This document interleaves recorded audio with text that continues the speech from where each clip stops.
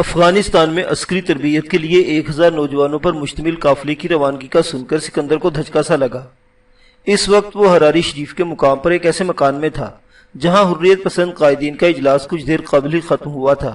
اس اجلاس میں فیاض ڈار، شمس الحق، اشفاق قاضی، مجید وانی، جاوید میر، ٹیپو، کیپٹن دانش، یاسر اور دیگر کے علاوہ سید گیلانی، شبیر احمد شاہ، فاروق رحمانی اور امان اللہ خان کے نمائندوں نے شرکت کی تھی۔ اس اجلاس میں ایک نقطے پر اتفاق ہو گیا تھا کہ مجاہد تنظیمیں تحریک کو مزید مؤثر بنانے کے لیے کمیونیکیشن کو بہتر بنائیں گی۔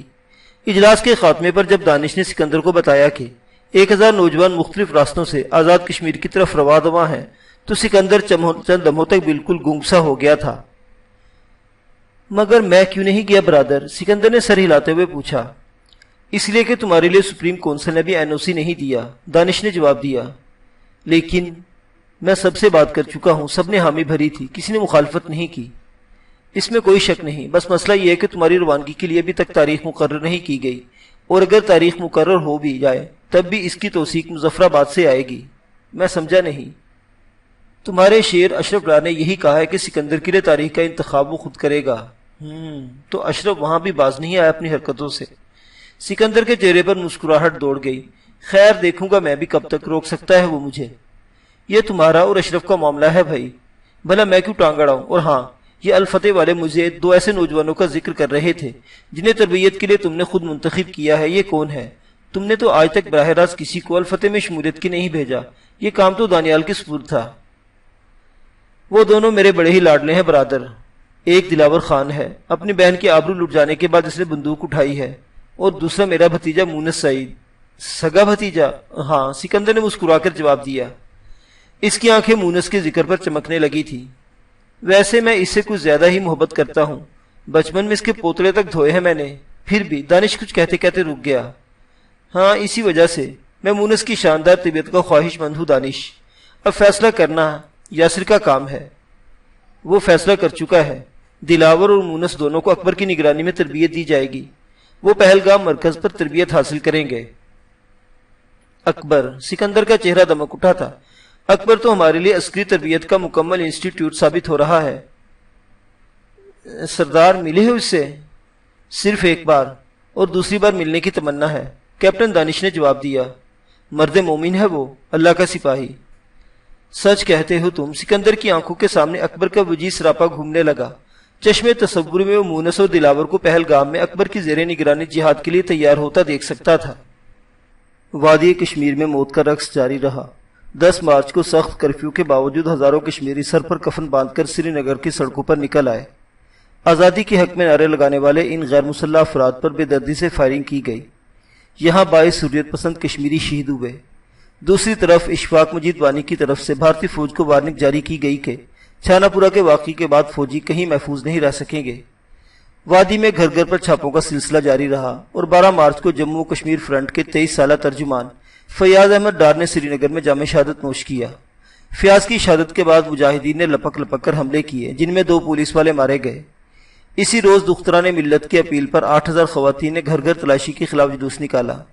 بیچ بہار سے شوپیاں آتے ہوئے ان 2 مخبروں کو قتل کر دیا گیا جو حریت پسندوں کی سنگن لیتے رہتے تھے۔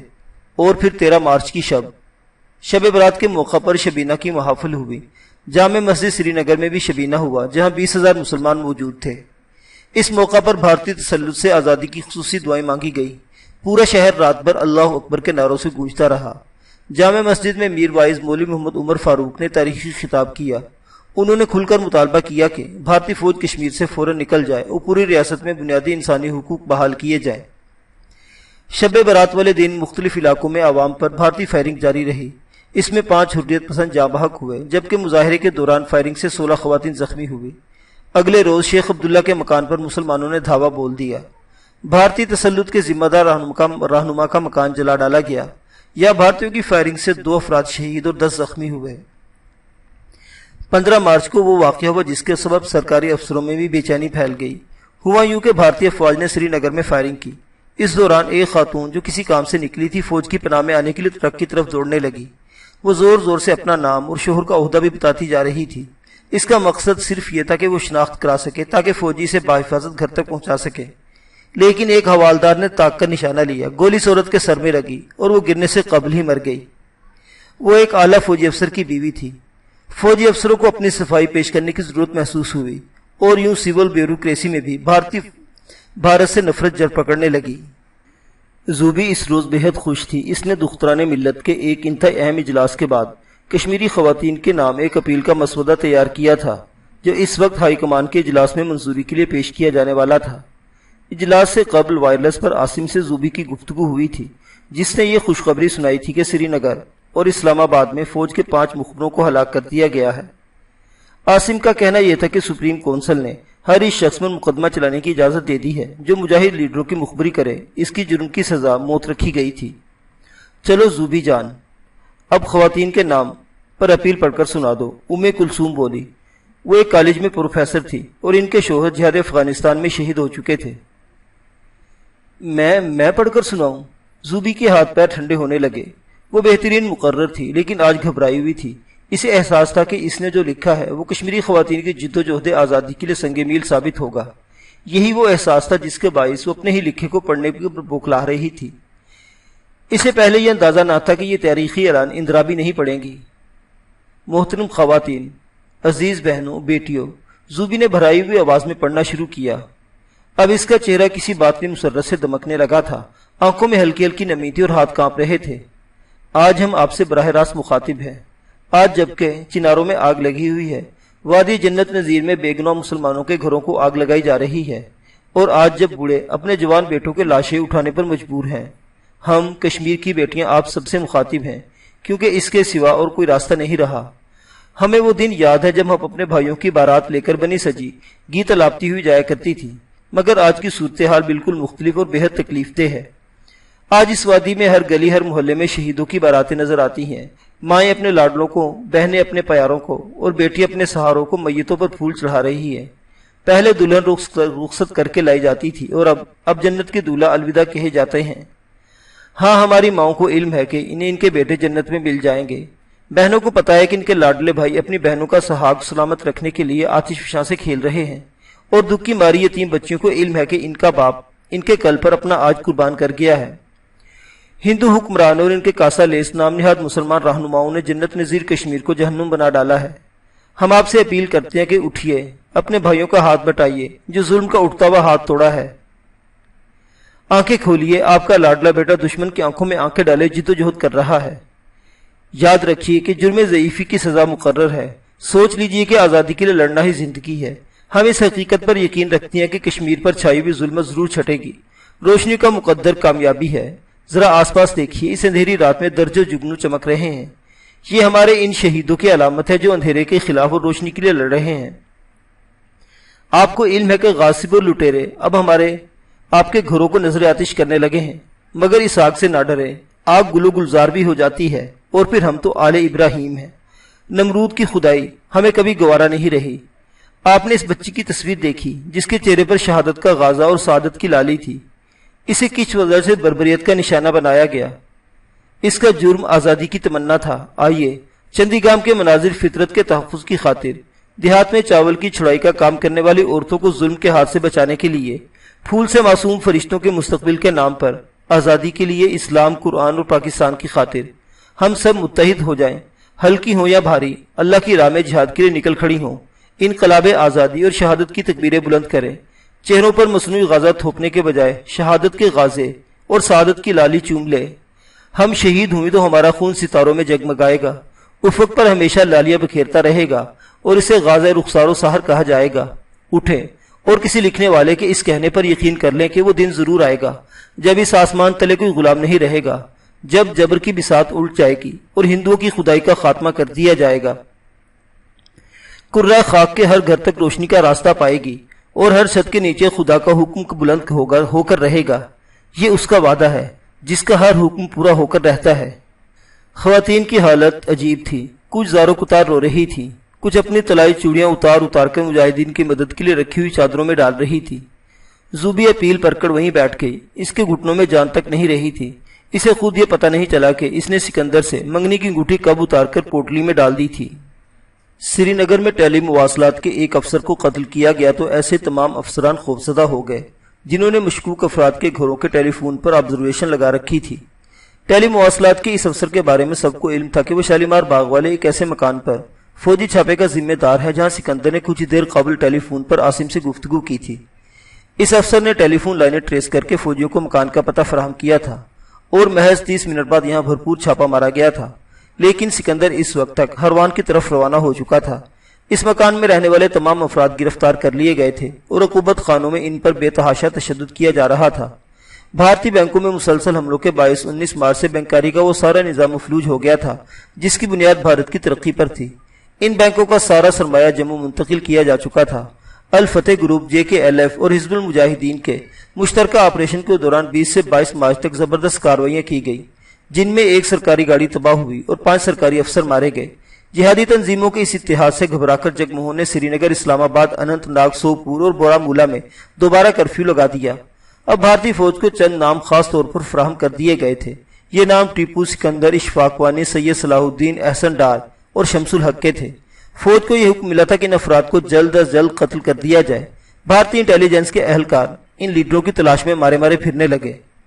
اشفاق مجید وانی نے جامع مسجد بٹ معلوم میں مغرب کی نماز پڑھنے کے بعد مولانا غلام محمد کے مکان میں اپنے گروپ سے وہ خطاب کیا جس کو سن کر ہر جوان کا سینہ فخر سے پھول گیا اور ہر شخص کی گردن بلند ہو گئی۔ وانی نے 2 ٹوک انداز میں کہا تھا کہ اب وہ اشرف ڈار کی کشمیر میں واپسی کا منتظر ہے، جس کے بعد وہ ایسی جدوجہد شروع کرے گا جو آخری فتح تک لے جائے گی۔ اس نے کہا تھا، جگ موہن نے جان بوجھ کے جموں میں ہندو مسلم فسادات کرانے شروع کر دیے ہیں، کیونکہ وادی میں تحریک آزادی کو کمزور کر کے بیرون کشمیر اسے فرقہ وارانہ رنگ دینے کا ایک یہی طریقہ باقی رہ گیا ہے۔ بھارتی گورنر کی حکمت عملی اب یہ ہے کہ ہندو اور مسلمان کشمیریوں میں فساد کرائے جائیں اور پھر فوج کو بالادستی حاصل ہو جائے۔ ہم نے 23 مارچ کو یوم پاکستان مناتے ہوئے واضح کیا تھا کہ یہاں کے وہ ہندو بھی ہمارے لیے محترم ہیں جو بھارتی مخبر نہیں۔ یہی وجہ ہے کہ جمعہ کی نماز پر پابندی کے خلاف ان لوگوں نے بھی آواز اٹھائی جو نہرو کے قبیلے سے تعلق رکھتے ہیں۔ دوسری طرف ہم نے ان مسلمانوں کو سزا دینے میں کوئی تعامل نہ کیا جو بھارتی فوج کے لیے مخبری کر رہے تھے۔ چنانچہ 24 مارچ کو مشترکہ کارروائی میں مختلف مقامات پر حریت پسندوں نے ایک سابق رکن اسمبلی، پولیس افسر، تاجر، کمیونسٹ اور کومپرس لیڈر ہلاک کیے۔ آپ ظالموں کے اتحاد پر نظر دوڑائیں تو حیرت ہوگی۔ ظالم کتنی تیزی سے نئی صف بندی کر رہے ہیں۔ فلسطینیوں کے قاتل اسرائیل سے تربیت یافتہ صہیونی دہشت گرد اور افغانوں کے قاتل نجیب اللہ کی کمانڈو فورس کا ایک دستہ سری نگر پہنچ گیا ہے۔ ان سب کو انڈین سینٹرل ریزرو فورس کی وردیاں فراہم کر دی گئی ہیں۔ اس کا جواب ہم نے جگ موہن کو قتل کرنے کی کوشش سے دیا، جو اگرچہ ناکام رہا، مگر اس سے راج بھون کو ہمارا پیغام صاف اور 2 ٹوک انداز میں مل گیا ہے۔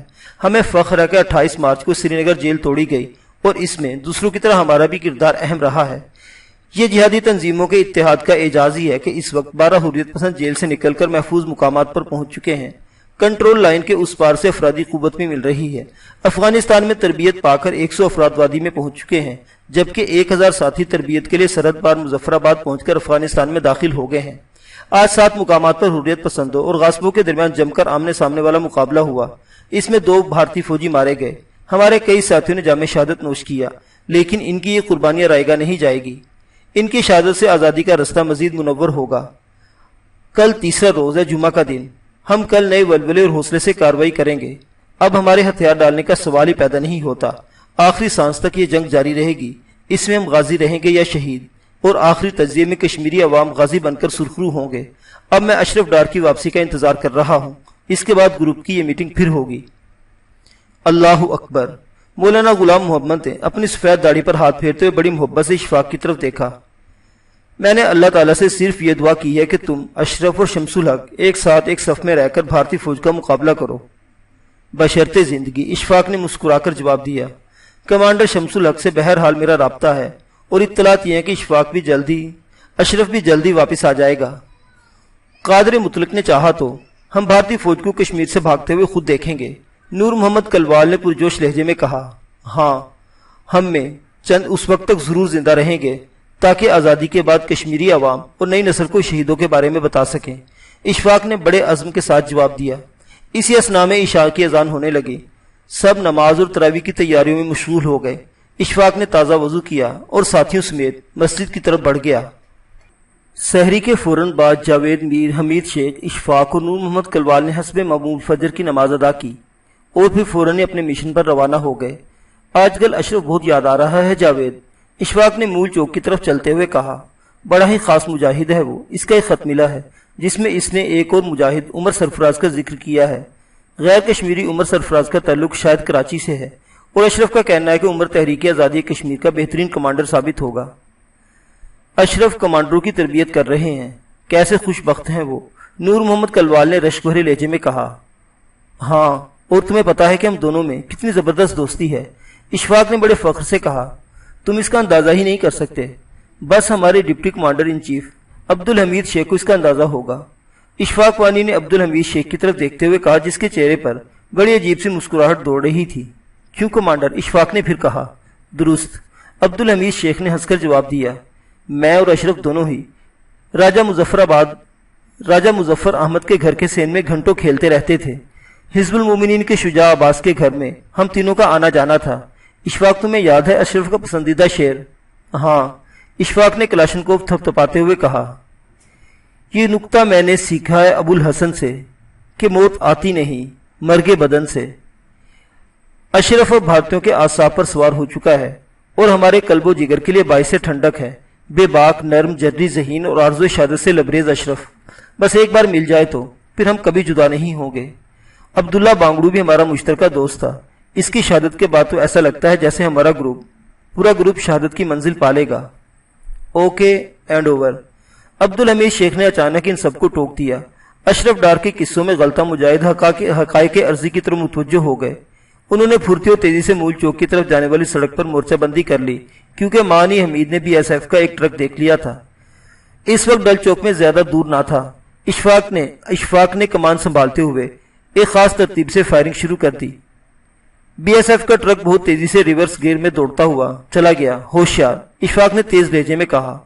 نور محمد کلوال کی آنکھیں نیم تاریکی میں ہر طرف دیکھنے لگی۔ وہ اس مختصر گروپ کا OP تھا، آبزرویشن پوسٹ وہی بنتا تھا۔ ایک اور بھارتی جیپ نمودار ہوئی تو کلوال نے مخصوص اشارہ دیا، جس کے ساتھ ہی مجاہدین نے فائرنگ شروع کر دی۔ اس فائرنگ کا فوری اور سخت جواب ملا۔ اسی اثناء میں ڈل چوک کے ارد گرد بھارتی بینکروں نے بھی فائر کھول دیا۔ کئی گولیاں نور محمد کو لگی، لیکن وہ مسلسل حرکت کر رہا رہا۔ اس کا پیرہن بلٹ پروف تھا، جبکہ دوسرے ساتھیوں کے پیرہن گولیوں سے چھلنی ہو گئے تھے۔ فائرنگ کی آواز سنتے ہی دھڑا دھڑ دروازے کھلنے لگے۔ یہ کیا حماقت ہے، اشفاق مجید وانی نے گھبرا کر کہا۔ یہ سب بھارتی گولیوں کے شکار ہو جائیں گے۔ گھروں کو واپس جاؤ، حمید شیخ نے چلا کر لوگوں کو ہدایت کی۔ واپس جاؤ، اشفاق کسی شیر کی طرح دھاڑا اور پھر نور محمد سے بولا۔ نور بھائی، ہم سے یقیناً غلطی ہوئی، لگتا ہے کہ کسی جال میں پھنس گئے ہیں، تم لوگ نکل جاؤ۔ اور تم؟ جاوید میر نے تیزی سے کہا۔ میں بھلا کہاں جا سکتا ہوں، اشفاق بولا۔ دوسری طرف نور محمد نے بہت تیزی سے فائرنگ شروع کر دی۔ جاوید کے قریب سے ایک برسٹ گزرا، اس نے ڈبکی ماری، مگر اسی لمحے اشفاق مجید وانی کی ران میں گولی آ لگی، بندوق گر گئی۔ اشفاق! نور محمد نے دھاڑتے ہوئے پورا برسٹ دشمن کی طرف فائر کر دیا۔ چلو نکل چلو، وہ پھر چلایا۔ میں کور دیتا ہوں، جاوید، حمید، اشفاق زخمی ہے، تم لوگ جاؤ۔ اشفاق نے اپنی کلاشن کو پھر اٹھا لی۔ ابھی یہ بحث ہو رہی تھی کہ ایک جمع غفیر نظر آیا۔ یہ عام لوگ تھے، غیر مسلح مگر آزادی کے جذبوں سے پوری طرح لیس، نہتے مگر جذبہ جہاد سے مسلح۔ وہ مجاہدین اور بھارتی فوج کے درمیان حائل ہو گئے۔ چند لمحے بعد اشفاق زمین پر گر رہا تھا۔ پھر وہ کچھ ہوا جس کا کوئی سوچ بھی نہیں سکتا تھا۔ اشفاق کو بچانے کے لیے ایک شخص نے جان دے دی، دوسرا آگے بڑھا، اس نے اپنا سینہ ان گولیوں کے سامنے کر دیا جو بھارتی بینکر سے اشفاق کے لیے چلائی جا رہی تھی۔ وہ گرا تو تیسرے نے اس کی جگہ لے لی، تیسرے نے جام شہادت نوش کیا تو چوتھا نیم بے ہوش وانی کے لیے ڈھال بن گیا، اور جب وہ بھی چھلنی ہو گیا تو اشفاق جھرجھری لے کر بیٹھ گیا۔ اس کے دائیں بائیں 7 شہید ساکت لیٹے ہوئے تھے، بھارتی فوج رینگتے ہوئے اس کی طرف آ رہے تھے۔